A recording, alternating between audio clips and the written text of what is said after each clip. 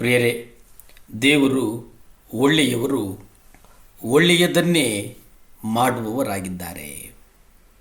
ದೇವರ ವಾಕ್ಯವನ್ನು ನಿಮ್ಮ ಆಲೋಚನೆಗೆ ತಕ್ಕಂತೆ ಮಾತನಾಡುವುದು ಬೇಡ. 2 ಕೊರಿಂಥ 4ನೇ ಅಧ್ಯಾಯ 2ರಲ್ಲಿ ನಾವು ಹೀಗೆ ನೋಡುತ್ತೇವೆ. ಆದರೆ ನಾಚಿಕೆಗೆ ಕಾರಣವಾಗುವ ಗುಪ್ತ ಕಾರ್ಯಗಳನ್ನು ನಾವು ಬಿಟ್ಟು ತಂತ್ರದಲ್ಲಿ ನಡೆಯದೆಯೂ ವಂಚನೆಯಿಂದ ದೇವರ ವಾಕ್ಯವನ್ನು ಕೆಡಿಸದೆಯೂ ಸತ್ಯವನ್ನು ಪರಿಷ್ಕಾರವಾಗಿ ಬೋಧಿಸುತ್ತಾ ನಾವು ಯೋಗ್ಯರೆಂದು ಪ್ರತಿ ಮನುಷ್ಯನ ಮನಸ್ಸಾಕ್ಷಿಯು ದೇವರ ಮುಂದೆ ಒಪ್ಪಬೇಕಾದ ರೀತಿಯಲ್ಲಿನ ಅನ್ನುವುದನ್ನು ನೋಡ್ತೇವೆ. ಅಂದರೆ ಈ ವಾಕ್ಯ ಏನು ಹೇಳ್ತದೆ ಅಂದರೆ, ನಾಚಿಕೆಯನ್ನು ಹುಟ್ಟಿಸುವ ಗುಪ್ತ ಕಾರ್ಯಗಳನ್ನು ನಾವು ಬಿಟ್ಟು ತಂತ್ರದಲ್ಲಿ ನಡೆಯದೆ ದೇವರ ವಾಕ್ಯವನ್ನು ಕೆಡಿಸದೆ, ಯಾವುದೇ ಕಾರಣಕ್ಕೂ ದೇವರ ವಾಕ್ಯವನ್ನು ಕೆಡಿಸದೆ ಸತ್ಯವನ್ನೇ ಬೋಧಿಸಿ ನಾವು ಸಜ್ಜನರೆಂದು ಪ್ರತಿ ಮನುಷ್ಯರ ಮುಂದೆ ದೇವರ ಮುಂದೆ ಒಪ್ಪಿಕೊಳ್ಳಬೇಕಾದಂಥ ಒಂದು ರೀತಿಯನ್ನು ನಾವು ಈ ವಾಕ್ಯದಲ್ಲಿ ನಾವು ನೋಡುತ್ತೇವೆ. ಯಾಕೆ ಅಂದರೆ, ನಮ್ಮಲ್ಲಿ ಯಾವುದೇ ತರಹದ ಕಪಟತನವಾಗಲಿ, ಅಪ್ರಾಮಾಣಿಕತೆಯಾಗಲಿ, ಮೋಸವಾಗಲಿ ಇರುವುದಾದರೆ ದೇವರ ಸಮಾಧಾನದಲ್ಲಿ ಪಾಲುಗಾರರಾಗುವುದಕ್ಕೆ ಸಾಧ್ಯವಿಲ್ಲ. ಹಿಂದಿನ ದಿನಗಳಲ್ಲಿ 2 ಸಹೋದರರು ನಮ್ಮ ಜೊತೆ ಸೇರಿದ್ದರು. ಅವರು ಅನೇಕ ವರಗಳನ್ನು ಹೊಂದಿದ್ದರು, ಜಾಣರಾಗಿದ್ದರು. ಆದರೆ ಅವರು ಕುತಂತ್ರವುಳ್ಳವರಾಗಿದ್ದರು.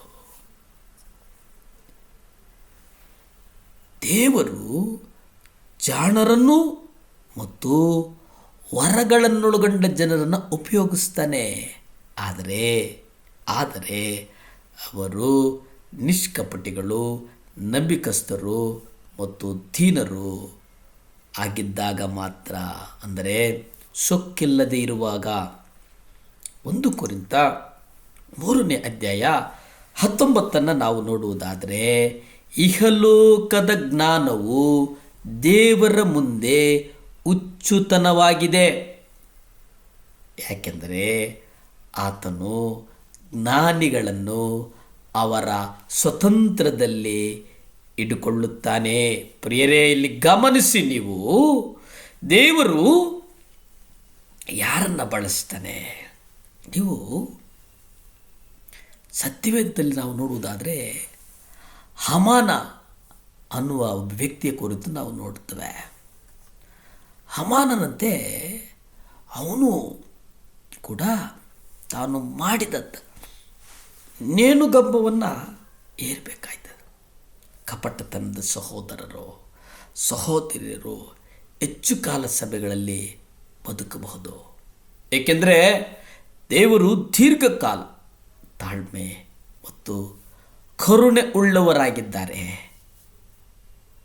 ಒಂದು ಕೀರ್ತನೆಗಳು 1ನೇ ಅಧ್ಯಾಯ 5ರಲ್ಲಿ ನಾವು ನೋಡ್ತೇವೆ, ಭಕ್ತಿಹೀನರು ನ್ಯಾಯ ತೀರ್ಪಿನಲ್ಲಿ, ಪಾಪಿಗಳು ನೀತಿವಂತರ ಸಭೆಯಲ್ಲಿ ನಿಂತರು. ಪ್ರಿಯರಲ್ಲಿ ಗಮನಿಸಿ, ನೀವು ಭಕ್ತಿಹೀನರು ನ್ಯಾಯ ತೀರ್ಪಿನಲ್ಲಿ, ಪಾಪಿಗಳು ನೀತಿವಂತರ ಸಭೆಯಲ್ಲಿ ನಿಲ್ಲರು, ಅಂದರೆ ನಿಲ್ಲುವುದಿಲ್ಲ. ಆದ್ದರಿಂದ ನ್ಯಾಯ ವಿಚಾರಣೆ, ಪಾಪಾತ್ಮರು ಎಲ್ಲಿರ್ತಾರೆ ಅನ್ನುವುದನ್ನು ನಾವು ಗ್ರಹಿಸಬೇಕಾಗ್ತದೆ, ನಾವು ಅರಿಯಬೇಕಾಗ್ತದೆ. ಪ್ರಿಯರೇ, ಕರ್ತನು ನಮ್ಮನ್ನು ಪ್ರಯೋಜನಕರವಾದಂಥ ರೀತಿಯಲ್ಲಿ ಕಟ್ತಾನೆ. ಕರ್ತನು ನಮ್ಮನ್ನು ಅನುಚಿತವಾಗಿ ಒಂದು ಸುದೀರ್ಘವಾದಂಥ ಒಂದು ಯೋಜನೆಯನ್ನು ಕೊಟ್ಟು ನಡೆಸ್ತಾರೆ. ಪ್ರಾರ್ಥನೆ ಮಾಡಿಕೊಳ್ಳೋಣ. ಭೂಮಿ ಆಕಾಶಗಳನ್ನು ಉಂಟು ಮಾಡಿದಂಥ ಸರ್ವಶಕ್ತನಾದಂಥ ದೇವರ ಸ್ತೋತ್ರ ಸ್ವಾಮಿ. ದೇವರ ಸಹಾಯ ಮಾಡು ಸ್ವಾಮಿ. ಯಾರ್ಯಾರು ಆಸ್ಪತ್ರೆಗಳಲ್ಲಿದ್ದಾರೋ ಅಲ್ಲಿ ಯೇಸು ಕ್ರಿಸ್ತರ ರಕ್ತ ಚೆಲ್ಲಲ್ಪಡಲಿ ಸ್ವಾಮಿ. ಸುಖ ಕೊಡಪ್ಪ, ಬಲ ಕೊಡಪ್ಪ, ಆರೋಗ್ಯ ಕೊಡು.